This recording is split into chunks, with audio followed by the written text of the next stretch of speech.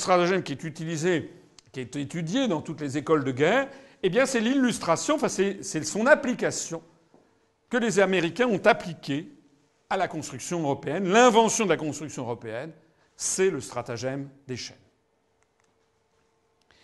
Alors, il y a une autre façon de présenter les choses, peut-être pour vous présenter de façon plus moderne. Le propriétaire d'une maison individuelle est seul maître chez lui. Lorsqu'il veut repeindre ses volets, changer sa toiture, repeindre par exemple l'entrée en couleur bleu lavande, il le fait s'il veut, quand il veut. Il suffit qu'il ait la volonté, qu'il ait l'argent pour se payer la peinture. Si maintenant, au lieu d'être propriétaire de sa maison individuelle, il est propriétaire d'un appartement dans une copropriété de 6 appartements, alors certes, il peut chez lui changer la couleur dans son appartement, mais il ne peut plus changer les volets. Il ne peut plus changer la toiture. Il ne peut plus changer la couleur de la cage d'escalier parce qu'il lui faut obtenir l'autorisation des 5 autres copropriétaires. Donc déjà, les choses vont devenir beaucoup plus compliquées. Il va falloir obtenir l'autorisation des 5 autres. Or, l'être humain étant ce qu'il est, et les Français étant ce qu'ils sont d'ailleurs, il est bien rare de s'entendre merveilleusement bien avec ses 5 voisins, surtout lorsqu'il s'agit de choisir une couleur, par exemple. Et donc tout va devenir beaucoup plus lent, beaucoup plus compliqué, et on va se tourner vers le syndic, qui n'habite pas dans l'immeuble, et qui est celui qui va trancher les conflits à l'intérieur de l'immeuble. Mais si maintenant, au lieu d'être dans une copropriété avec 6 copropriétaires, on est dans une copropriété avec 27 copropriétaires dans un immeuble, à ce moment-là, plus personne ne décide de rien. Parce que c'est tellement compliqué. D'ailleurs, les gens ne se connaissent pas. La personne qui habite au 3e, par exemple, connaît très bien des amis qui sont à 500 mètres, des parents qui peuvent être même, je ne sais pas, expatriés, peut avoir un frère expatrié au Japon ou en Australie. Donc il a des liens avec des personnes situées parfois très loin, mais en revanche, il peut très bien ne pas du tout connaître le propriétaire du 15e étage. Il n'y a plus aucun lien. Et donc, dans ces conditions, c'est le syndic extérieur qui décide de tout. Alors, il faut voir comment ça marche pour bien comprendre. Vous avez compris que la métaphore que je présente devant vous, la maison individuelle, c'est un pays indépendant et souverain. La copropriété avec 6 appartements, c'est l'Europe des 6. Et la copropriété avec 27 appartements, c'est l'Europe à 27. Notez d'ailleurs le génie de la langue française. Le génie de la langue française, dans les années 60, on disait l'Europe des 6. Et maintenant, on dit l'Europe à 27. C'est-à-dire que inconsciemment, dans notre inconscient collectif, quand on disait l'Europe des 6, c'était une Europe qui émanait de nous. Des 6, ça voulait dire qu'on avait le sentiment d'être encore un peu ceux qui voulions cette affaire. Maintenant, quand on dit l'Europe à 27, c'est que c'est un truc qui dépasse la volonté de qui que ce soit. Pour bien comprendre comment ça marche, parce que je crois que c'est vraiment important, on est au cœur de l'explication des façons pourquoi ça ne marche pas, l'Europe, et pourquoi ça ne peut pas marcher. Ça a été conçu par les Américains pour que ça ne puisse pas marcher. Eh bien, il suffit de prendre cet exemple d'un grand ensemble de 27 copropriétaires. Plus il y a de monde, plus les intérêts contradictoires se multiplient et plus cela bloque toute décision. Un immeuble à 27, le propriétaire du rez-de-chaussée veut que l'on change la porte d'entrée, qui refroidit le hall, parce que ça le concerne directement. Il habite au rez-de-chaussée. Mais ça, ce sont des travaux. Ça va coûter de l'argent. Or, les propriétaires des étages supérieurs s'en contrefichent. Ils n'ont pas envie de dépenser leur argent pour changer la porte d'entrée qui refroidit le hall. Quand on habite au 6e, on a envie de dépenser son argent à toute autre chose. Le propriétaire du 2e étage, lui, se plaint des odeurs du vide-ordure qui remontent, mais qui ne concernent pas les habitants des 6e, 7e ou 8e étages. Le propriétaire du 4e étage a des problèmes de canalisation qui ne concernent que lui. Les propriétaires des étages supérieurs, eux, ils veulent rénover l'ascenseur, bien évidemment, parce qu'ils l'utilisent constamment.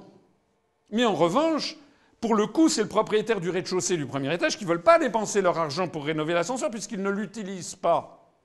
Et puis vous avez le propriétaire du dernier étage qui veut que l'on rénove toute la terrasse parce qu'il a des infiltrations d'eau dans son salon.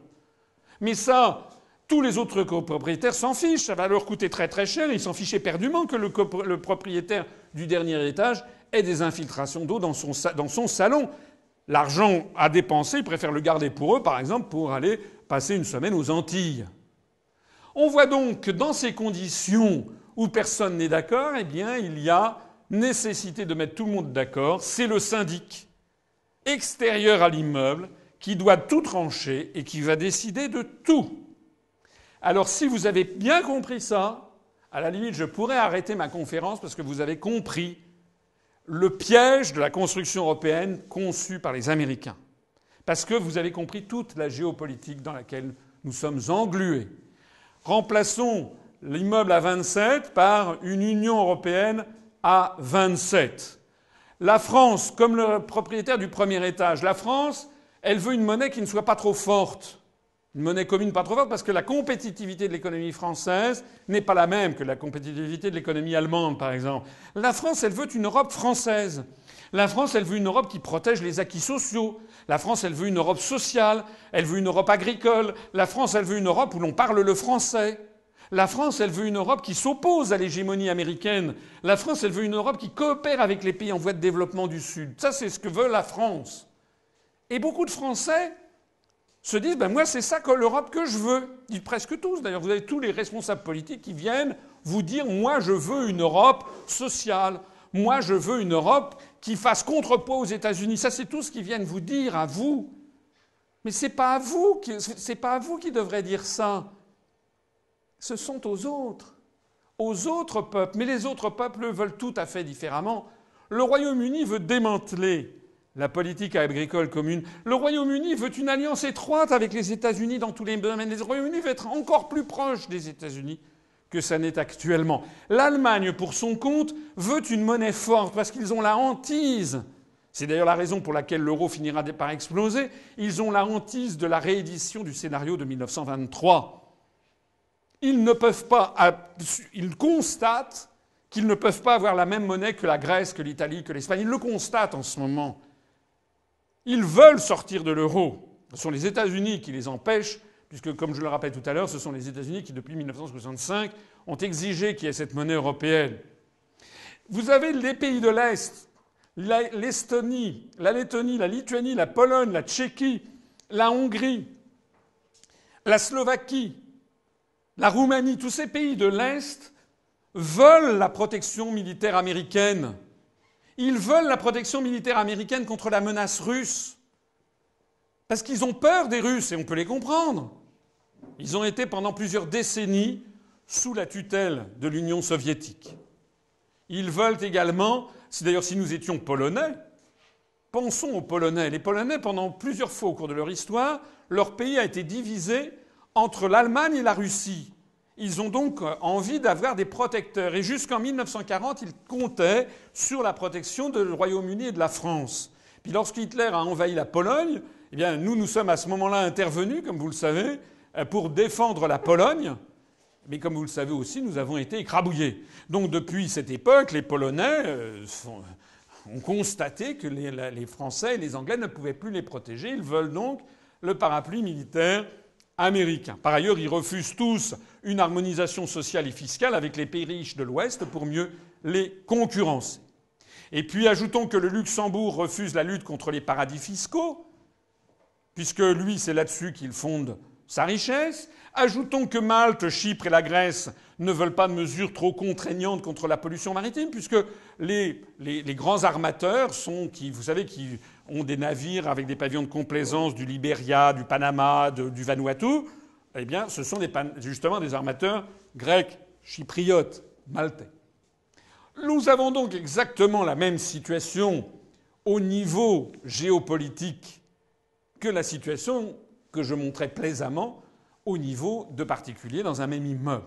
Et de la même façon que pour un immeuble, eh bien, tout ça est réglé par un syndic extérieur, eh bien, il faut donc un syndic extérieur à l'Europe à 27 qui va décider de tout. Alors, la question tombe sous le sens. Qui est le syndic extérieur à l'Europe à 27 qui a le pouvoir, quelle est la puissance qui a tellement de pouvoir qu'elle peut imposer à l'Europe, qui ne s'entend en rien, elle peut imposer une politique parce qu'il y aura une majorité d'États qui se rangeront à son avis. Poser la question, c'est y répondre.